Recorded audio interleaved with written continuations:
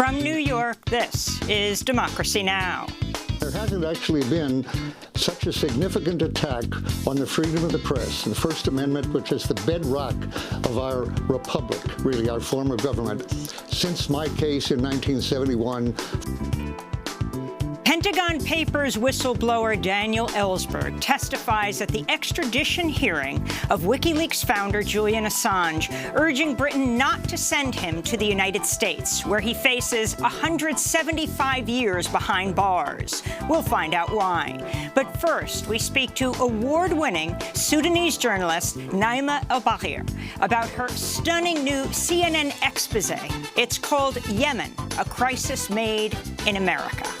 In previous CNN investigations, we traced serial numbers on armaments in Yemen back to arms deals between Saudi Arabia, the UAE, and the US, proving that the US government has profited from the chaos of the war in Yemen. And aid agencies tell us the aid drawdown threatens to wreak even more havoc. Plus, we go to the Greek island of Lesbos, where 13,000 migrants were left homeless after a fire destroyed their unsanitary, dangerous camp, most of Europe's largest refugee camp. We urge the Greek government to let us get out of here because life is tough here. We have experienced hunger and thirst here. It has been for days that I didn't drink clean water and I didn't have food. I'm searching for water. Otherwise, our children and I will die of thirst. All that and more coming up. Welcome to Democracy Now!, democracynow.org, The Quarantine Report. I'm Amy Goodman. The head of the Centers for Disease Control and Prevention warned Wednesday U.S. residents should not expect to receive a vaccine for the coronavirus until at least mid-2021, contradicting President Trump's claim at least 100 million doses could be distributed by the end of 2020. Dr. Robert Redfield was speaking at a Senate hearing on the federal government's response to the COVID pandemic. If you're asking me when is it going to be generally available to the American public so we can begin to take advantage of vaccine to get back to our regular life, I think we're probably looking at late second quarter, third quarter, 2021. President Trump lashed out at Dr. Redfield, telling reporters in the White House press briefing room the top U.S. public official misspoke. I think he made a mistake when he said that. It's just incorrect information. And I called him, and he didn't tell me that, and I think he got the message, maybe confused. Trump also contradicted the CDC director, Dr. Redfield, over masks, saying a vaccine would be much more effective than facial coverings at stopping the spread of the coronavirus. His comment came after Dr. Redfield estimated a potential coronavirus vaccine might only be 70% effective at generating an immune response, making widespread mask use critical to ending the pandemic in the future. Face masks, these face masks are the most important, powerful public health tool we have. And I will continue to appeal for all Americans, all individuals in our country, to embrace these face coverings. I've said it, if we did it for 6, 8, 10, 12 weeks, we'd bring this pandemic under control. Meanwhile, President Trump acknowledged at least one White House staffer tested positive for the coronavirus on Wednesday. White House Press Secretary Kayleigh McEnany refused to name who was infected, but said high-level delegations from Bahrain, the United Arab Emirates, and Israel, who gathered at the White House Tuesday, including Prime Minister Benjamin Netanyahu, were not affected. On Wednesday, Israeli journalists who returned home from covering the White House event were ordered to quarantine and submit to an epidemiological investigation. Israel's the first country in the world to go to a second national lockdown this weekend. The United States reported nearly 1,000 new coronavirus fatalities Wednesday, with the official U.S. death toll nearing 197,000, by far the worst in the world. Nearly 40,000 new cases of COVID-19 were confirmed over the last 24 hours, many of them driven by large outbreaks on college campuses. On Wednesday, members members of the Big Ten College Athletics Conference reverse course and said the fall football season will proceed this year, even as they acknowledge many players will contract COVID-19 as a result. President Trump celebrated the announcement, tweeting, "It is my great honor to have helped," unquote. Big Ten institutions said they would establish a cardiac registry for infected student athletes, writing, quote, "The registry and associated data will attempt to answer many of the unknowns regarding the cardiac manifestations in COVID-19 positive elite athletes," unquote. In response, sports law professor Alicia Jessup tweeted, "The U.S. has an ugly history when it comes to medical research in the black community, from the Tuskegee syphilis study to the use of Henrietta Lacks cancer cells unknowingly by her. If the Big Ten did not receive informed consent from players, it will add to this litany," unquote. Globally, confirmed coronavirus cases are rapidly approaching 30 million, with over 940,000 recorded deaths from COVID-19. India recorded nearly 98,000 positive cases over the last 24 hours, the highest one-day toll for any country since the start of the pandemic. Meanwhile, Oxfam reports a small group of wealthy nations, representing just 13% of the world's population, has secured contracts for more than half of the world's future supply of coronavirus vaccine. Oxfam warns this could leave 2/3 of the world's population without access to a vaccine until at least 2022. On the Gulf Coast of the United States, at least one person was killed and over 500,000 customers were left without power as Hurricane Sally brought torrential rains and severe flooding to coastal communities from the Florida Panhandle to Mississippi. In Pensacola, a section of 3 Mile Bridge was destroyed after a barge slammed into the structure, cutting off access to the city of Gulf Breeze. Officials say parts of Florida received 4 months' worth of rain in just 4 hours. Attorney General William Barr told federal prosecutors to consider bringing sedition charges against protesters who destroy property, accusing them of plotting the overthrow of the U.S. government. That's according to the Wall Street Journal, which also reports Barr asked the Justice Department's Civil Rights Division to consider bringing criminal charges against Seattle Mayor Jenny Durkan for allowing Black Lives Matter protesters to set up a police-free zone in Seattle. The American Civil Liberties Union condemned Barr's remarks, writing in a statement, "Treating protest as a form of sedition won't stand up in court, but that is clearly not the point here. This is a tyrannical and un-American attempt to suppress demands for racial justice and an end to police violence," the ACLU wrote. This comes as the Washington Post reports the Pentagon's top military police officer sought to deploy a microwave heat ray weapon against protesters in Washington, D.C.'s Lafayette Square as Black Lives Matter protests spread to the doorstep of the White House in early June. Meanwhile, Attorney General William Barr Wednesday compared stay-at-home orders during the pandemic to a form of house arrest, saying, quote, "Other than slavery, this is the greatest intrusion on civil liberties in American history." Michael Caputo, the top spokesman for the Department of Health and Human Services, has announced he'll take a 60-day leave of absence for medical reasons. Caputo has faced calls to resign after accusing government scientists of, quote, sedition, claiming there was a, quote, resistance unit inside the CDC attempting to undermine Trump. Caputo is a longtime associate of Roger Stone, who is appointed to his post at HHS despite having no health care background. CNN is reporting acting Homeland Security Secretary Chad Wolf is expected to defy a House subpoena to testify today. This comes just days after a federal judge ruled Wolf is likely serving unlawfully as acting secretary. On Capitol Hill, Senate Republicans Wednesday confirmed 2 more of President Trump's judicial nominees to lifetime appointments on the federal bench. David Dugan and Stephen McGlynn are both longtime opponents of reproductive freedoms, including the right to an abortion. Their confirmations came 4 months after the Democratic-controlled House passed the $3 trillion HEROES Act. Republican Senate Majority Leader Mitch McConnell has refused to schedule a vote on the coronavirus relief bill, calling it an unserious liberal wish list. In Nebraska, a grand jury has indicted a white bar owner in Omaha in the fatal shooting of James Scurlock, a black protester. Scurlock was shot dead May 30th during protests over the killing of George Floyd. He was 22 years old. The local county attorney initially declined to bring charges, but brought the case to a grand jury. The bar owner, Jake Gardner, had claimed self-defense, but a special prosecutor said evidence from Gardner himself undermines that claim.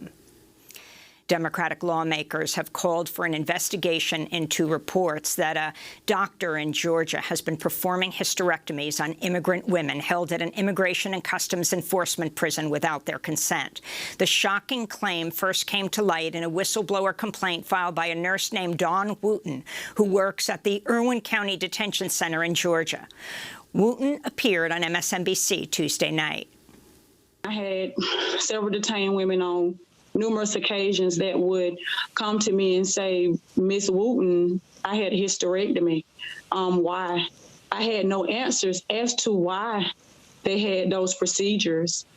And one lady walked up to me here this last time around between October of 19 until July the 2nd. And she said, what is he? Is he the uterus collector? Does he collect uteruses? And I asked her, what does she mean? And she says, everybody that I talked to has had a hysterectomy. In related news, ICE has temporarily halted the deportation of Pauline Bingham, a Cameroonian mother who says she was involuntarily sterilized while detained in Georgia. Bingham was already on the plane Wednesday when her deportation was stopped. She's lived in the United States since the age of 2. National outcry likely led to the stopping of her deportation. In other immigration news, the Trump administration has asked the Supreme Court to decide whether it can exclude undocumented immigrants from the census numbers used to determine each state's share of seats in Congress. A federal court in New York recently blocked the Trump administration from doing so. And the Caribbean nation of Barbados has announced plans to remove Britain's Queen Elizabeth as its head of state. In a statement, the government said, quote, the time has come to fully leave our colonial past behind. And those are some of the headlines. This is Democracy Now!, democracynow.org, The Quarantine Report. I'm Amy Goodman in New York, joined by my co-host, Nermeen Sheikh. Hi, Nermeen. Good morning, Amy, and welcome to our listeners and viewers around the country and around the world. Well, more than 9 months into the coronavirus pandemic, the United Nations is warning millions in Yemen, South Sudan, northeast Nigeria, and the Democratic Republic of Congo now face famine due to the compounding crises of economic devastation, violent conflicts, and lack of access to humanitarian aid. UN official Mark Lowcock said a lack of funding for humanitarian relief has pushed already precarious populations to the brink of starvation.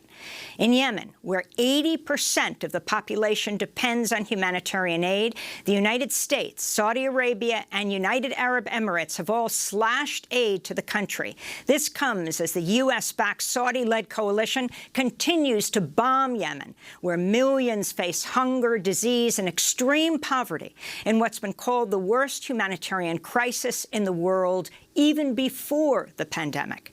In a moment, we'll talk about the crisis in Yemen with Sudanese journalist Naima Abagir. She was named the 2020 Royal Television Society Television Journalist of the Year. She's a senior international correspondent for CNN. But first, we're turning to her report for CNN called Yemen, a Crisis Made in America. In this packed children's ward in the main Abs hospital in the north of Yemen, anxious mothers vie for attention as Dr. Ali Al-Ashwal does his rounds. This little girl is named Hafsa. Her mother tells the doctor Hafsa has 5 brothers, all malnourished. But Hafsa is the only one they can afford the medicine for. This mother of an 8-month-old tells Dr. Al-Ashwal her little boy can no longer lift up his head. He's too weak.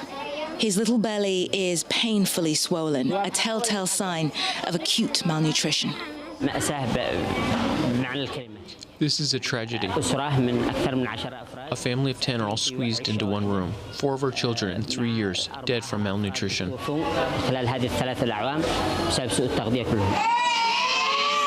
Rows and rows of hungry children, their bodies so stripped of fat that every move is agony.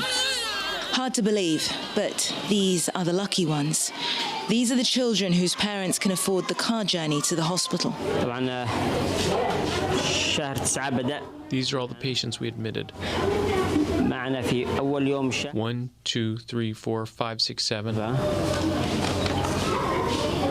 8, 9, 10, 11, 12, 13, 14, 15, 16, 17 cases just on the first day of September. Even for Yemen, this is not the norm. Every day brings dozens more patients. And here you have death. Just one day after we admitted her. And more death. This patient died this week, a 1-year-old called Fatma. It's very hard to keep track of exact figures for child deaths because so many of the children don't even make it to the hospital. All the doctor knows is that things are getting worse. In August and September, our cases have spiked very clearly, most likely because of the withdrawal of support from the NGOs and other centers having to close due to lack of funding. Why is that? That lack of funding Dr. Al-Ashwal was talking about. 80% of the 30 million population in Yemen is reliant on aid, the majority of whom live in the Ansarullah Houthi-controlled north. The Houthis, seeking to control the flow of aid, placed restrictions on UN agencies in areas under their control.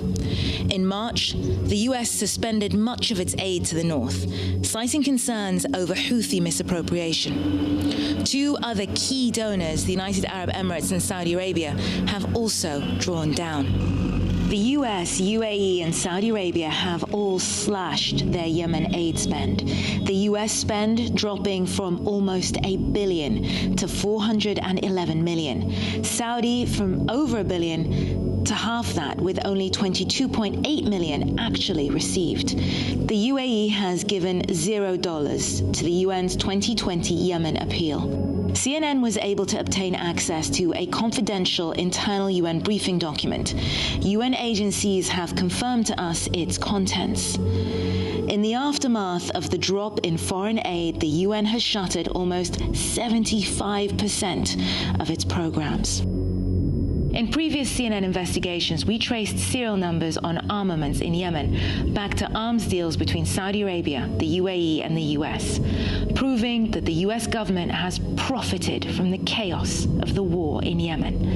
And aid agencies tell us the aid drawdown threatens to wreak even more havoc.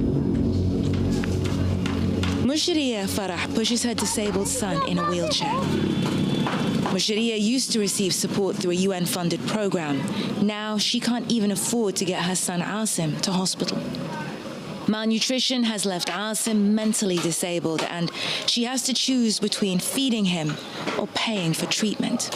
She carries him through the little alley that leads to the half-finished building site where she and other displaced families have erected makeshift shelters.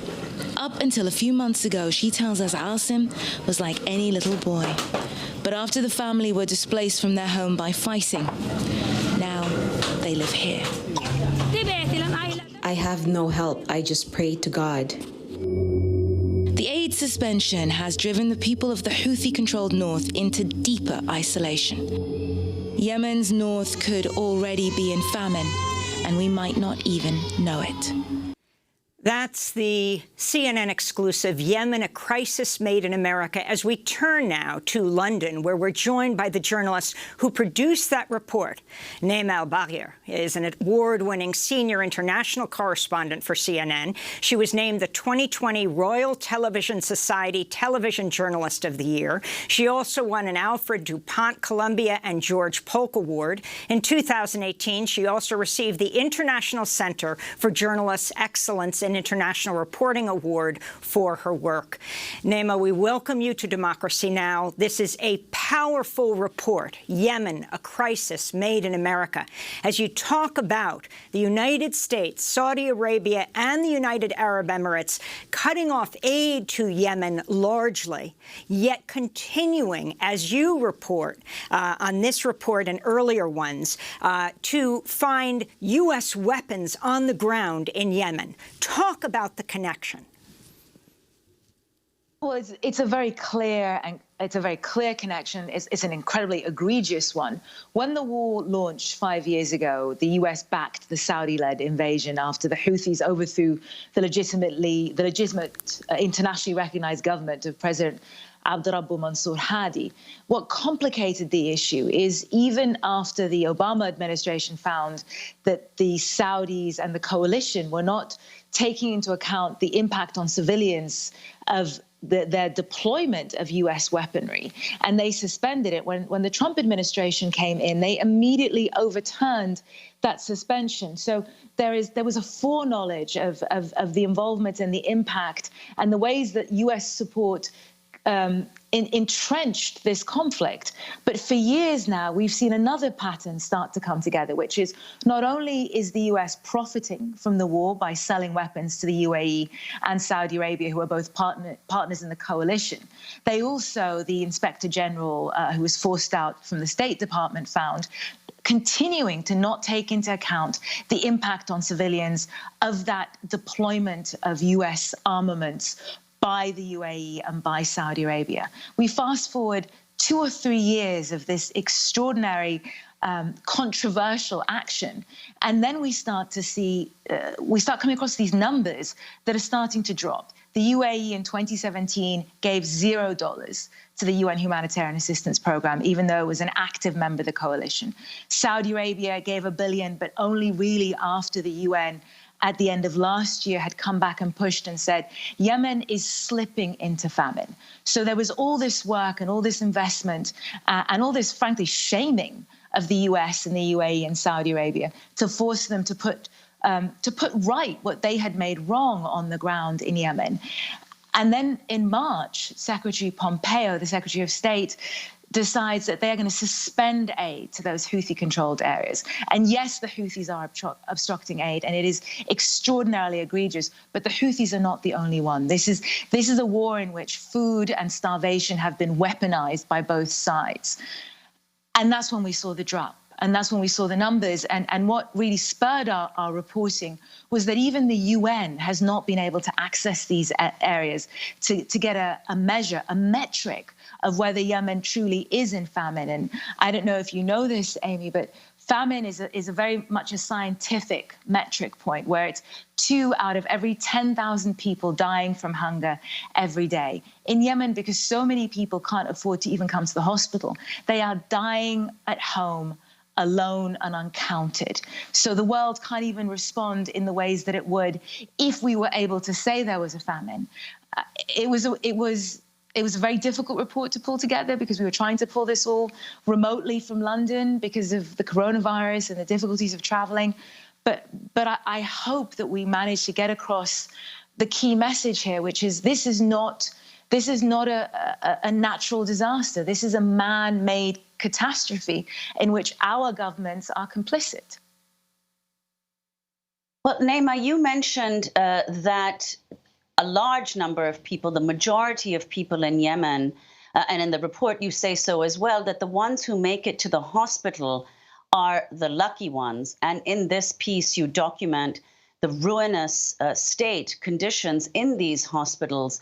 So could you talk about what has happened to the currency, the Yemeni rial, that has made not only food and drinking water effectively unaffordable, but also fuel, and how important fuel is to keep these medical facilities going and to keep many people, including children, alive? So in addition to the drawdown on their aid contributions, the US has also been backing a 5-year-long blockade by the Saudi-led coalition. What that means effectively is that most of the commercial vessels that were bringing food, that were bringing goods from the outside world to Yemen have not been able to dock at that key point of Hodeidah in the south that is so heavily contested. So that means fuel, if you can find it, is incredibly expensive. And in a way, even more tortuously, there is food. But because the currency has spiraled and been devalued so many times, and there is so little work available, people cannot afford it. We were in Yemen in January last year, before it even got this bad. And I think one of the most heartbreaking things I've witnessed personally is driving through markets that are full of food, and you see the people selling the food, the vegetables, the grains, they themselves are almost skeletal, and the food is rotting because no one can afford to buy it. And one of the stories we heard in the hospital that we didn't air, but we included in our digital write-up, which was genuinely, I think, one of the worst things I've ever heard, is that the impact of that blockade has meant that the hospitals don't have fuel. And now, because the UN cannot afford to sustain the hospitals and they're having to focus on just really life-saving measures, they're not buying them fuel. So when the electricity goes out, the equipment, the oxygen equipment, the breathing equipment that is keeping the most malnourished and the sickest children alive, that stops. And because there's no electricity, that there are no monitors to raise the alarm that stopped. And one doctor who spoke to us, his voice was breaking, and he said that he had found children suffocated to death because while they're running around trying to tend to everyone in these overcrowded hospitals, if you turn your back for a moment on a child in a different room and the power goes out, that child dies. And what is so difficult and yet so extraordinary is these people continue to come to work. They turn up every day knowing that they do not have what it takes to save these children, and yet they continue to try. And Naima, can you talk about the Trump administration has not only cut funding to Yemen. The Trump administration also announced earlier this year that they would cut funding to the World Health Organization. So could you talk about the work that the World Health Organization does in Yemen, has done in Yemen, and how its work will be impacted by these cuts? Well, this has absolutely been a double whammy for Yemen, because the World Health Organization runs a lot of the malnutrition clinics, but it also runs all of the programs that are designed to battle transmittable diseases, such as the coronavirus. So they are the ones paying the doctor and nurses' salaries because the Houthi-led government in Sana'a can't afford to.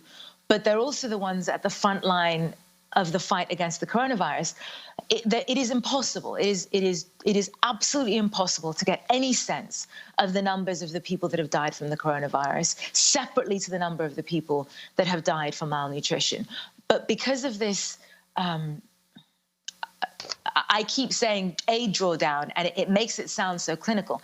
It is essentially because of this strangling of the aid that gets through to the people in Yemen. It has meant that not only are they dealing with malnutrition, because the World Food Programme has halved the aid that these people receive.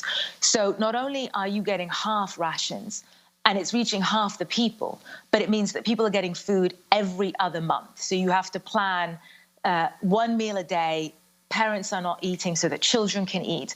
But then if you have the horrible misfortune of coming down with the coronavirus, there are no facilities that are able to support any kind of, I mean, we don't have a cure for the coronavirus, but even just to keep people comfortable. So one of the things that we did to get a sense of this is we started speaking to gravediggers, and even they don't have the numbers. All they can tell us is that the actual legitimate government licensed cemeteries are full.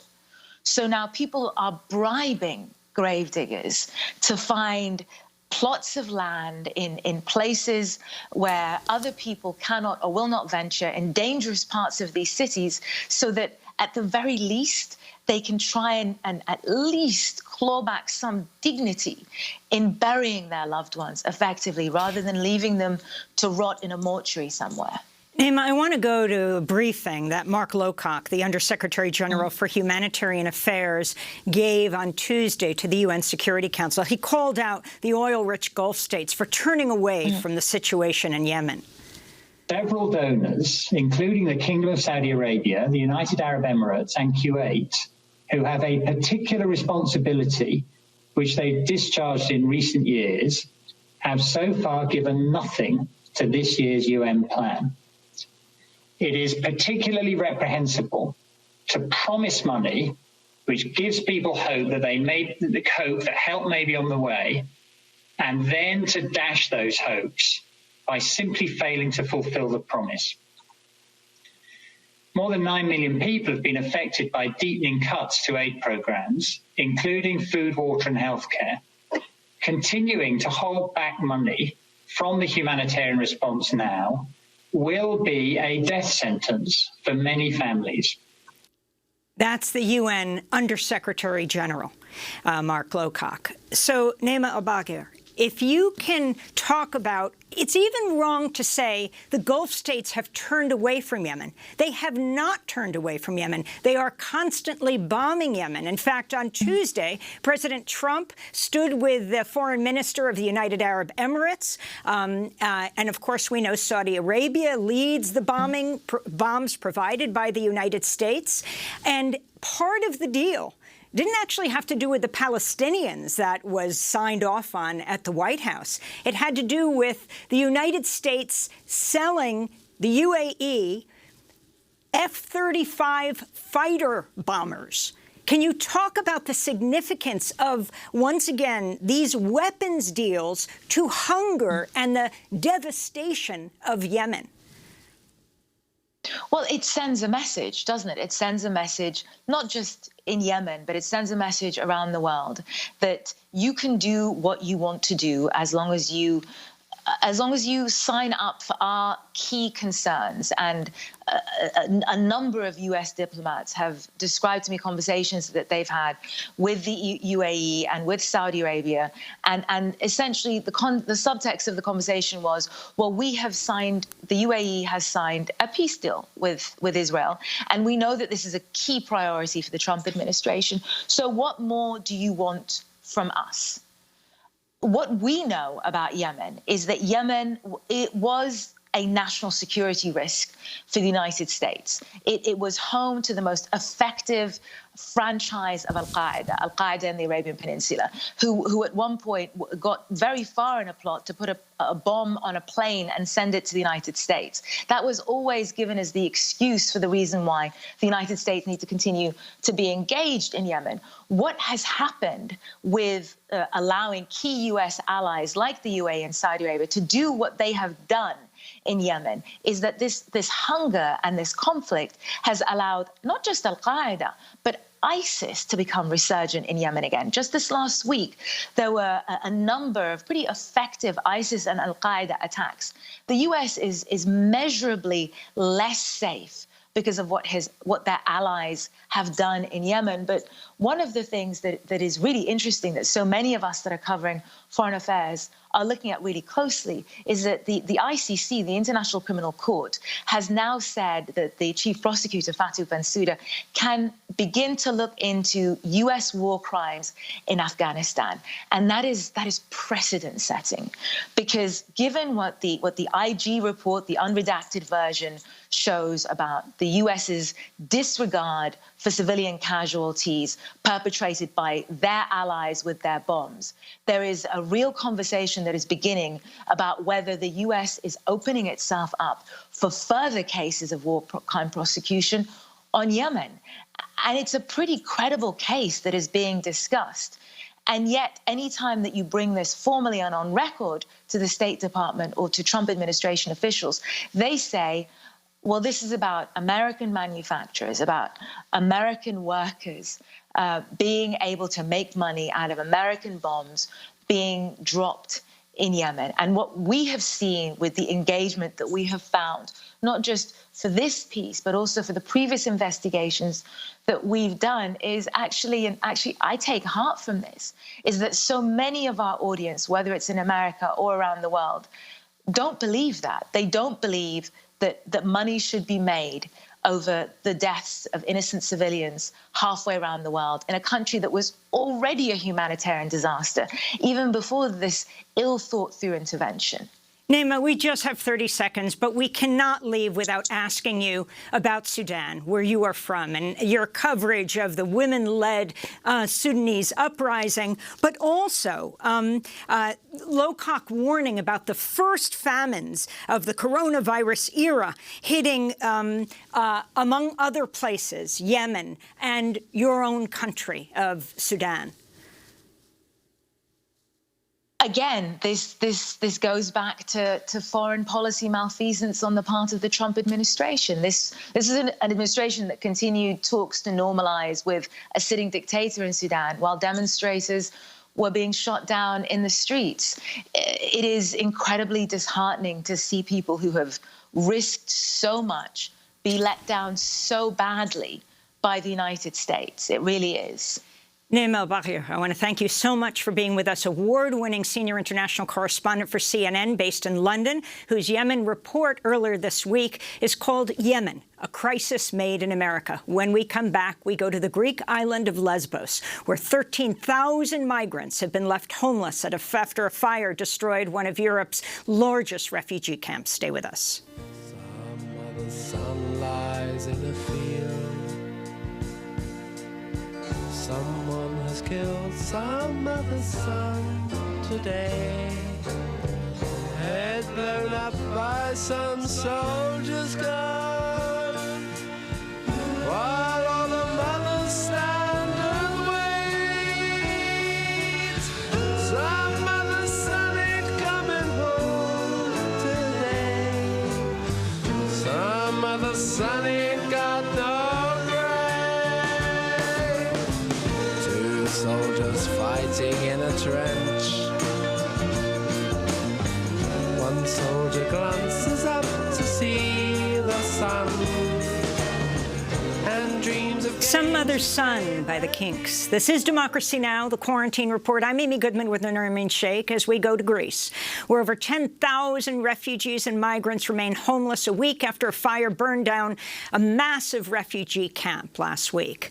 Moria is Europe's largest refugee camp. The fire left nearly 13,000 refugees from Afghanistan, African countries, and Syria without access to shelter, food, or sanitation, raising concerns about a coronavirus outbreak after 35 refugees tested positive. Thousands are now moving into a temporary camp that officials say is ready to host at least 5,000, but others are refusing to go. They say they don't trust the facility. This comes as 4 Afghan men were charged with arson Wednesday for their alleged participation in the fire. 2 more minors are being held by the Greek police but haven't formally been charged.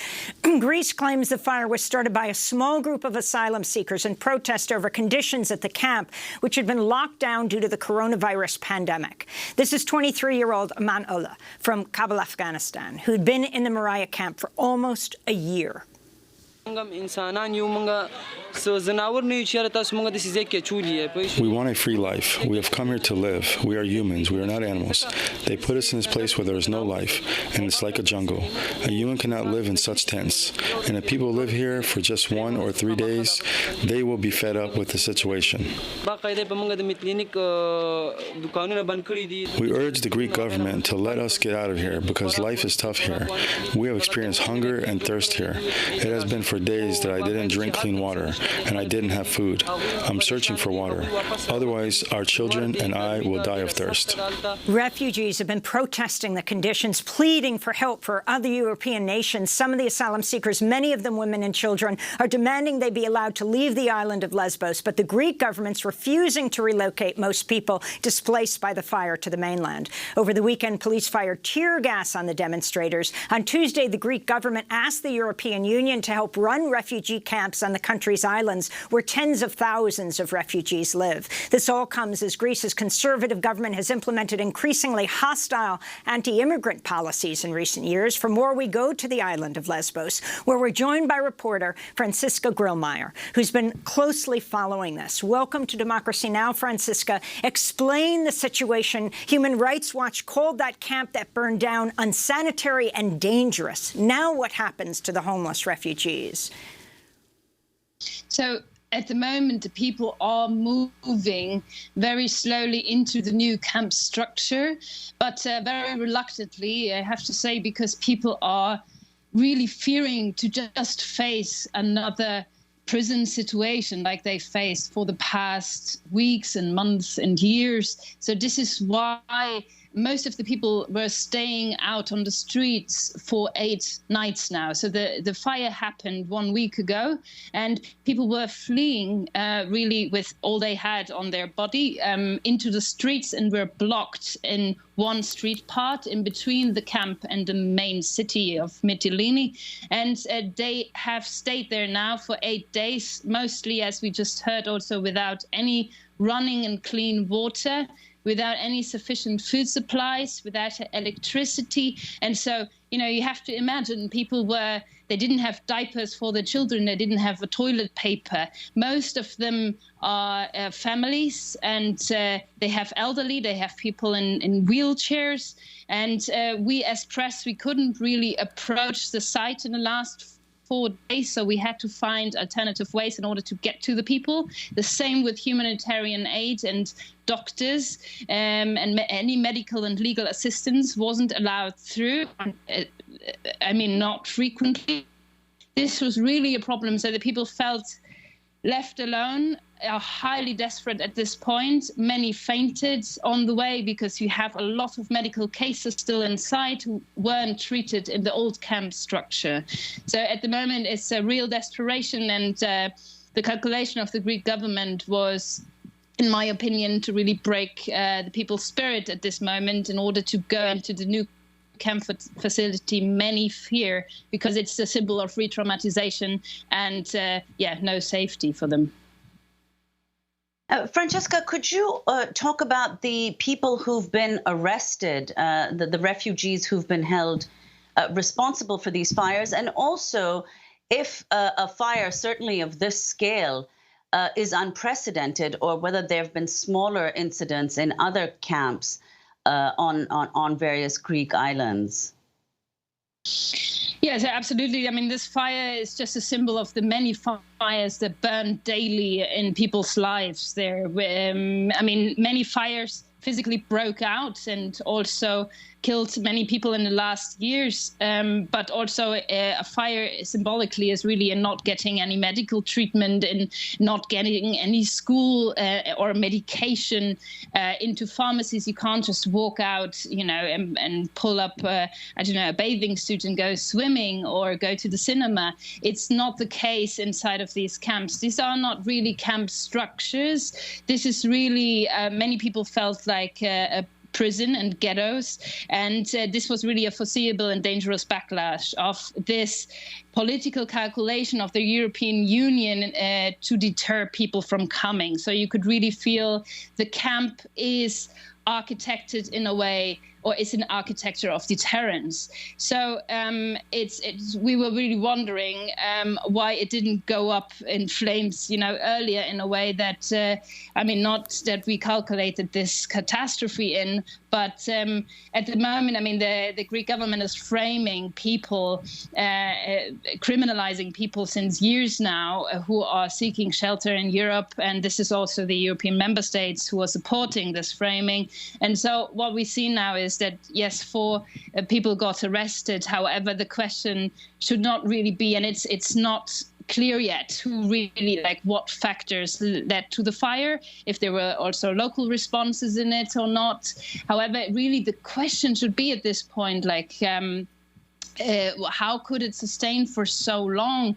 And why are we watching for 8 days now people in severe dehydration and no safety?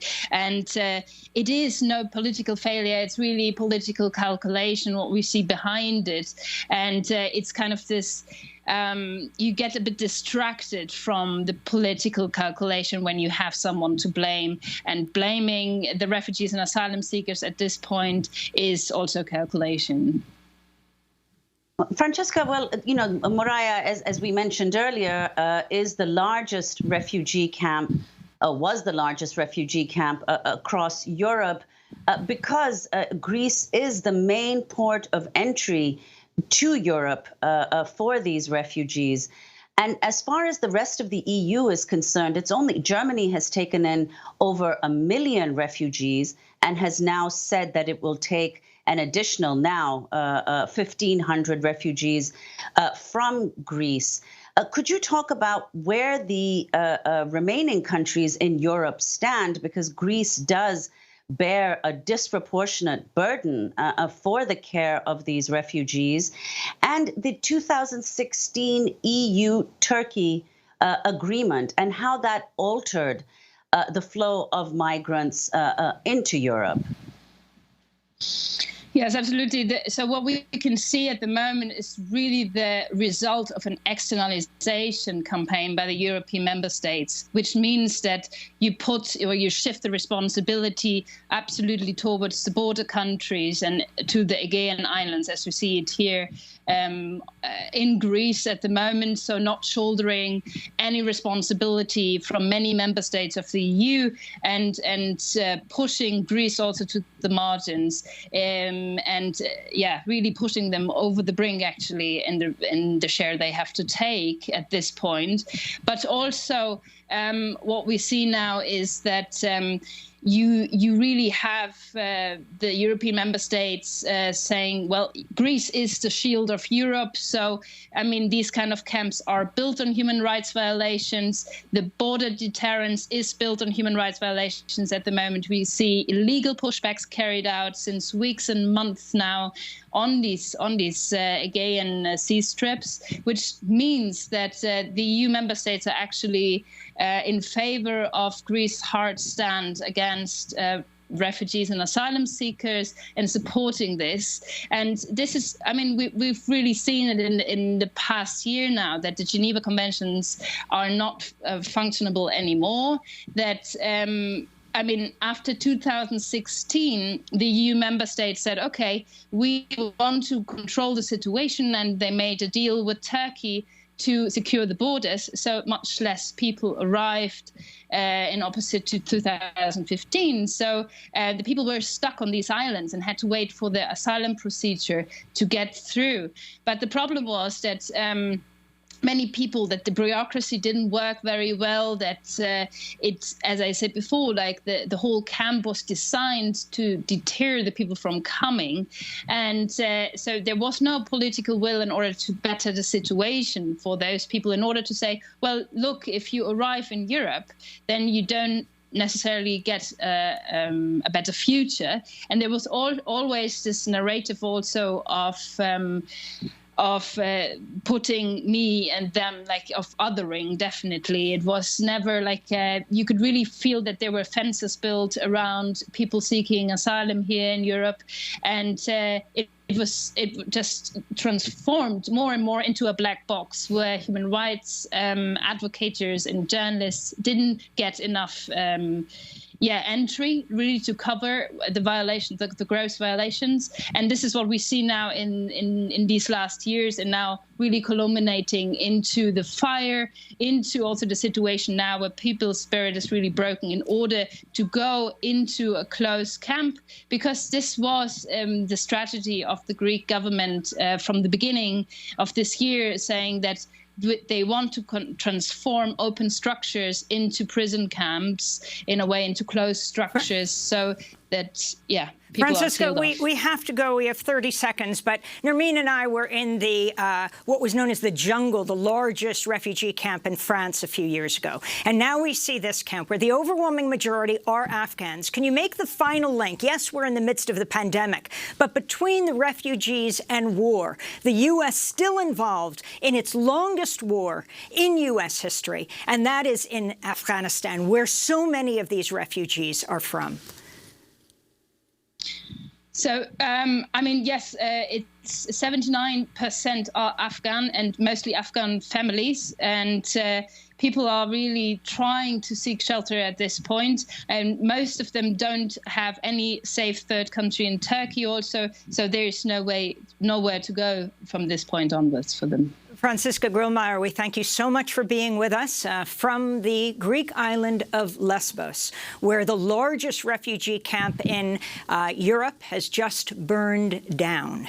When we come back, we go to Pentagon paper whistleblower Daniel Ellsberg, who just testified yesterday at the extradition hearing of WikiLeaks founder Julian Assange in Britain. Stay with us.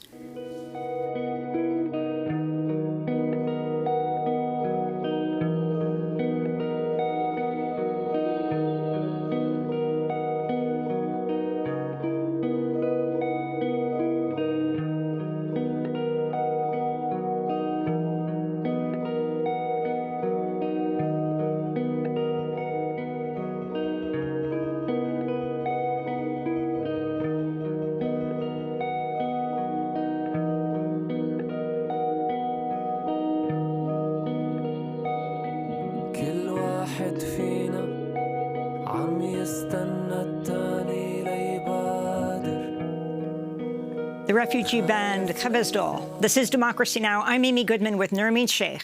As we turn now to the press freedom case unfolding in London, where Julian Assange, founder and editor-in-chief of WikiLeaks, is fighting extradition to the United States over an ever-evolving array of espionage and hacking charges.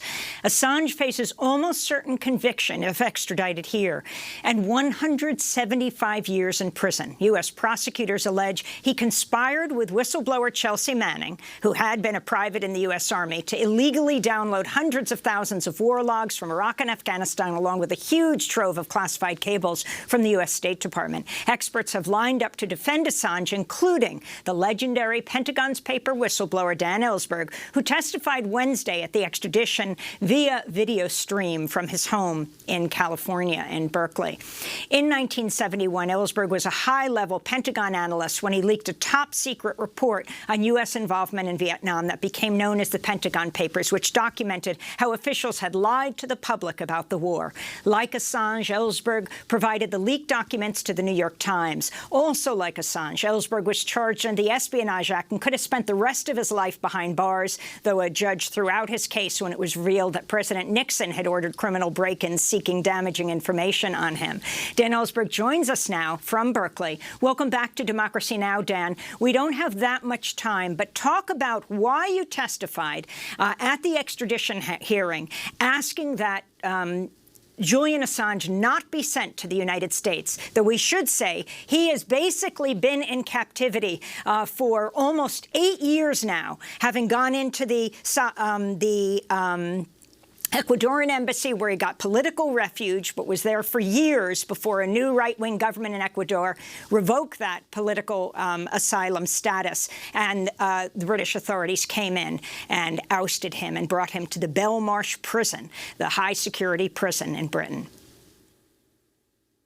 Yes, I'd like to focus, Amy, on the larger implications of this case, since we only have a minute or two. Really, the American press has remained in kind of a state of denial for 40 years, really, since my case, that the Espionage Act has wording in it that could be aimed directly at them, at the journalists and publishers, although until this case, it hasn't done so. So now the American press is staring right down the barrel at the use of the Espionage Act against American journalists and publishers for doing journalism, for doing what they do best, at their best every day, of getting information that the government doesn't want known to the public because of their wrongdoing, their lies, their crimes, whatever. There's a lot of those, and that's what is mainly the secrecy system is intended to protect indefinitely. Now, it's not only American journalists here, although the American First Amendment, the core of our form of government, I would say, is at stake at this right now and is being attacked. Actually, if Julian is extradited, as I say, as you said, it will lead to prosecution here and probably conviction, and he will be the first journalist and publisher, but not the last. New York Times probably won't be the second either. It might be the third or the fourth, and you, Amy, as well. So everybody has a stake in this. Meanwhile, if Julian is extradited to the United States to face these charges for doing the journalism that he has, the charges that are made against him, no journalist in the world is safe from life imprisonment in the United States of America. So the stakes here are enormous, and for freedom of the press anywhere. Ours is far from perfect. Other places have less, a few have more.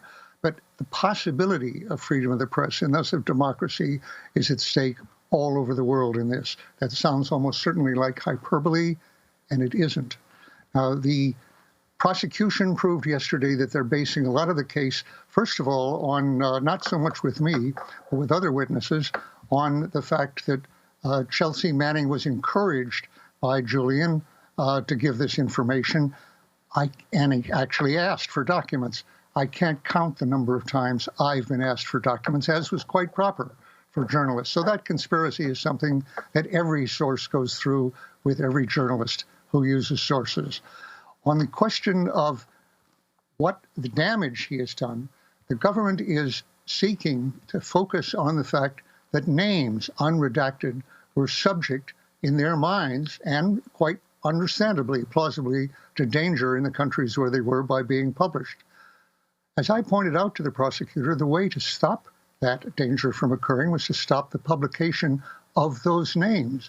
And those were not names that either the media or WikiLeaks or Julian Assange wanted to put out.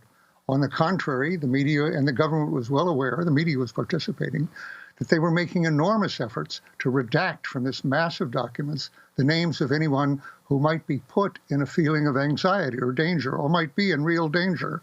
And they called on the government to supply those names that they could take out. It was in the government's capability to prevent those people, not all of whom they could get in touch with, from even being revealed at all, even being in a state of anxiety, and they chose not to do it. They have total responsibility for the anxiety, the fleeing of some of them from their countries, total responsibility, I would say, the government, since they could have prevented that, and they chose not to. I can only infer that they preferred to reserve these charges against Julian Assange eventually, rather than to protect those people from the possible danger that they were put in. Finally, it's utmost cynical, as I was listening just now to the reports you're making. We're talking of people who are refugees from a state of war that the United States initiated, first with attack on Afghanistan, but in particular with its aggression against Iraq. And I did mention this the other day to the prosecutor, that it's, I can only say cynical, I could use other words, to say that our government is worried about 100 or 200 people being made anxious and concerned, and some of them asking to leave the country with U.S. help. To be concerned about those people when this government has led to the flight of 37 million refugees from the American-initiated wars, the plight of some of whom you've just described, it's a mockery. And if this trial is successful, if the extradition is successful, already that will have an intimidating effect on journalists around the world and be a direct attack on the First Amendment of the United States. Daniel Ellsberg, we want to thank you for being with us. Again, one of the world's most famous whistleblowers. He testified at Julian Assange's extradition hearing on Wednesday. And just to be clear, Julian Assange, from being under house arrest in Britain to holing up in the Ecuadorian embassy for over 7 years, to being at Belmarsh, the high-security prison, for a year and a half, has been actually in captivity for more than a decade. That does it for our show. To see our interview with one of his lawyers, Jennifer Robinson, go to democracynow.org. That does it for our show. A special happy belated birthday to Sam Alcoff. Democracy Now! Is produced with Renee Feltz, Mike Burke, Dina Guzder, Libby Rainey, Maria Taracena, Carla Wills, Tammy Warrenoff, Tarina Nadura, Sam Alcoff, Tamari Astudio, John Hamilton, Robbie Karen, Honey Massoud, Adriana Contreras. Special thanks to Julie Crosby, Becca Staley, Miriam Barnard, Paul Powell, Mike DeFilippo, Miguel Noguera, Hugh Grand, Dennis Moynihan, David Prude, and Dennis McCormick. I'm Amy Goodman with Nermeen Sheikh. Stay safe. Wear a mask.